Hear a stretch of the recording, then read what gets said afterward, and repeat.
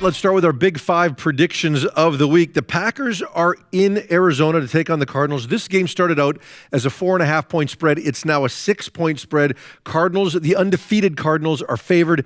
Davante Adams out of the lineup for Green Bay due to COVID. Who do you got?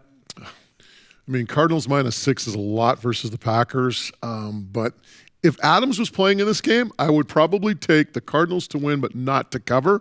But because there is no Adams, and if they've got to put the ball in the air, I just don't know if they can compete with Arizona in this one. Plus, I like what the Cardinals are doing defensively. I'll take the Cardinals at home -6. Joe Barry, the defensive coordinator for the Packers, also not available for this game due to COVID. Both those guys have got to pass 2 tests 24 hours apart. The game's on Thursday, so very unlikely either one of those two guys is available, and there could be more coaching issues COVID-related on the defensive side of the ball as a result of this. Also defensively, Chandler Jones makes his way back into the lineup for the Cardinals. The Packers are hoping to get Marquez Valdez-Scantling back into this game. Maybe he can take some of the sting off not having Adams. I want to pick Rodgers to pull off the upset, but with all of that adversity, I'm not sure he can unless he gets one of those big Hail Marys again. So hard for me to pick against the Cardinals in this one. Meanwhile, the Titans favored by 1.5 in Indy against the Colts. Who do you like? All right, tighten up, people. Tighten up. I'm taking the Titans. Are you okay? Here's why. Number one, I mean, you got Derrick Henry. He's such a great running back. You look at that defensive line of the Titans. The Colts got 20 points off of turnovers in that win against the 49ers. I don't think the Titans are going to... PI calls. PI calls as well. I don't think the Titans are going to be as generous. Yes, the Titans have some issues in their secondary, but it's not like the Colts have a vaunted passing attack, right? I mean, if they're going to do anything, it's going to be based on what Taylor does in terms of the running game, and I think that plays right into the Titans' strength. I'll take the Titans in this one on the road at -1.5. Yeah, and for me, as much as I like what the Colts have been doing offensively, especially Carson Wentz, they haven't played anybody real yet. So this is a statement game for them, and I do think their offense is capable of putting up points against Tampa or against Tennessee, but I just don't think that they're going to be able to stop Derrick Henry with that run defense. I think he didn't have a great game running the football in the last game, but he certainly affected it because it opened up so much in the passing game. So I just think Tennessee is a very tough team to stop right now. I'm going to pick the Titans on the road. Meanwhile, the Steelers at the Browns, 3.5-point favorites at home is Cleveland. Now, all those injuries, the early depth chart for the Browns has Baker Mayfield starting. It has Nick Chubb starting at running back. It has Jack Conklin at offensive tackle. Now, I don't know if it's going to play out the entire week that way, but right now it's looking positive to have all of those guys healthy. Who do you like? See, I always go first. He listens to me, then he picks who I like. So this is the way this. I usually try to go against you, just on general principle. Just because you talked about the depth chart and all that. I like the Browns, and I'll tell you why. The Steelers barely got by the Seahawks, okay? And the Seahawks at 2-5 aren't exactly an NFL powerhouse right now. They had to go to OT to beat the Seahawks. Come on. This Browns team is a hell of a lot better than the Seahawks. I'll take the Browns at -3.5. Even if they get those guys operating at 75%, whether it's Mayfield or any of the running backs, I still like the Browns' chances in this game. Well, and for them to have won that game last Thursday with all those injuries, that speaks volumes for the amount of meat on that bone in Cleveland. So I'm going to take Cleveland. But here's the thing. There's a little bit of residual from last year as well here too. Remember Chase Claypool? So you go to the playoff game last year. The Browns wind up winning that game. They got out to a big lead. Pittsburgh comes back. They can't get it done. And afterwards, Chase Claypool made some pretty negative comments that didn't go over that well in Cleveland about how they were going to get clapped the next week. Yeah, well, that stuff sticks in the back of these guys. Yeah, just for trust Cleveland, me. I mean, they don't forget those type of comments. But, I just look at this team and I look at Cleveland's offensive line and I look at the Steelers.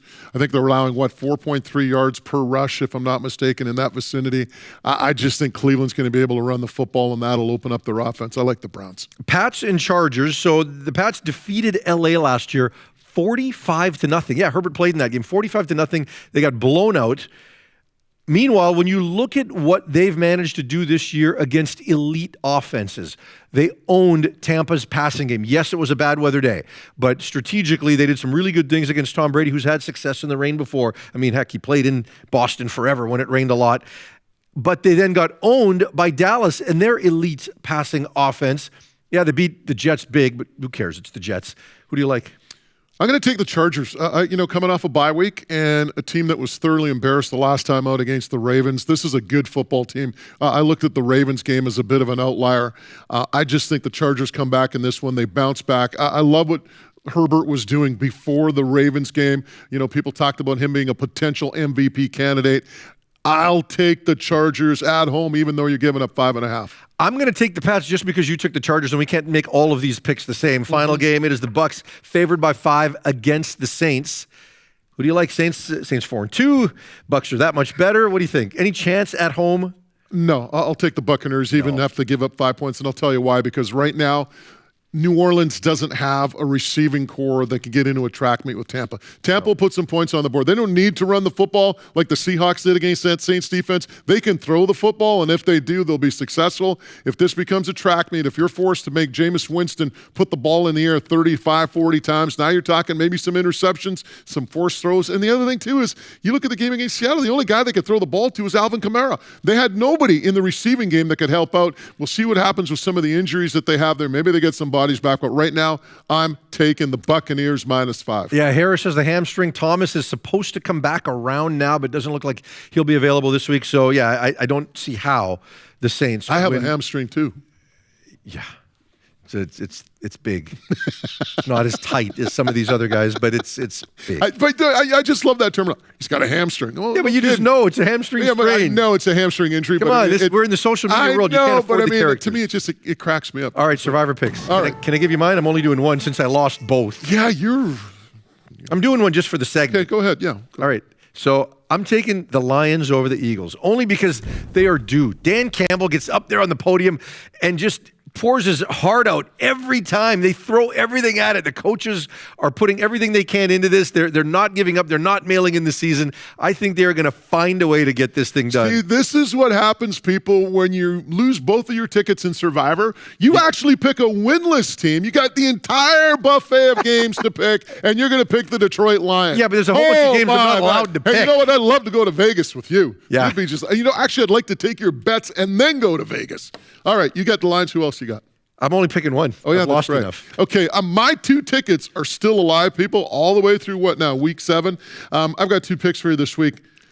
Yes, the Chiefs over the Giants. I've run out of great. one ticket. Okay. Hey, you know what? It's the Giants. They got a big win last week. I think the Giants come back down to earth. Wait till you hear his next pick. Wait till you hear his next pick. You always have these teams, the big win, and next week they kind of slide back down. Look at the Ravens, right? I mean, there's a prime example. The next pick I have, Cincinnati over the Jets. I'm taking the Bengals. Great defense. You can talk about Burrow and Chase and all the offense you want. I look at that defense and what they're doing. Long day for the Jets offense and Wilson. All right, let's get to fantasy.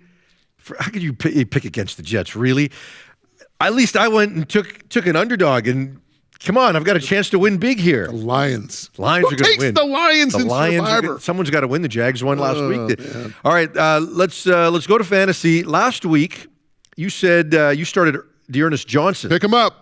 Had his first 100-yard game against the Broncos. Meanwhile, I suggested start Zach Ertz, newcomer in Arizona, and he winds up scoring a touchdown. So you want our fantasy picks, even if you don't want my Survivor picks. Who do you got for starting? I'll pick up Trevor Lawrence. Yeah? And the reason why he's rostered, I believe, in less than 40% of the leagues out there. And he's starting to run the ball a little bit now. He's starting to add that to his game. Plus the fact you're going up against the Hawks secondary.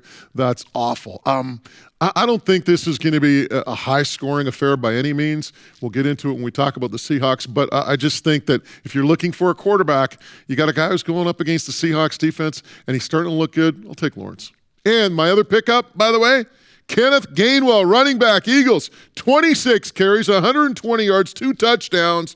Sanders has an ankle, as we would say. Has an ankle. Right? So he's got that issue. So that's what I look for. Wait till the injury report says he's got a beard. He's got a goatee. I'm going to take James Conner, running back, Arizona. He's had 6 touchdowns in his last 5 games playing in that explosive offense. He's getting a lot of carries, 18 carries so far this year inside the red zone, big scoring territory.